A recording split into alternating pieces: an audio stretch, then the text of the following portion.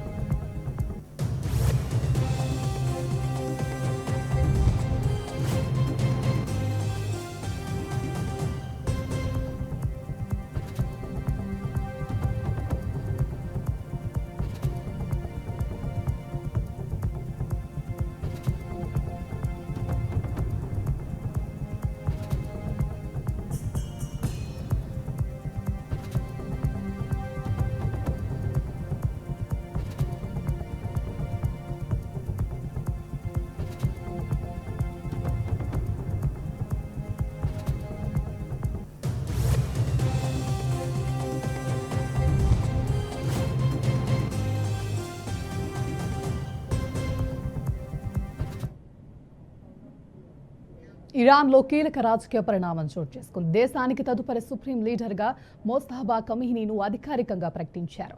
ఆయన మాజీ supreme leader Ali ఖమీనీ రెండో కుమారుడు కావటం గమనార్హం. ఇటీవల అమెరికా ఇజ్రాయెల్ దాడుల్లో అయతుల్లా అలీ ఖమీనీ మరణించారు. ఈ నేపథ్యంలో కొత్త సుప్రీం లీడర్ ఎంపికై చర్చలు కొనసాగుతున్నాయి. ఈ నేపథ్యంలో 56 ఏళ్ల మోస్తఫా ఖమీనీకి దేశ అత్యున్నత ఆధ్యాత్మిక రాజకీయ పదవికి ఎన్నుకున్నట్లు ఇరాన్ ప్రకటించింది.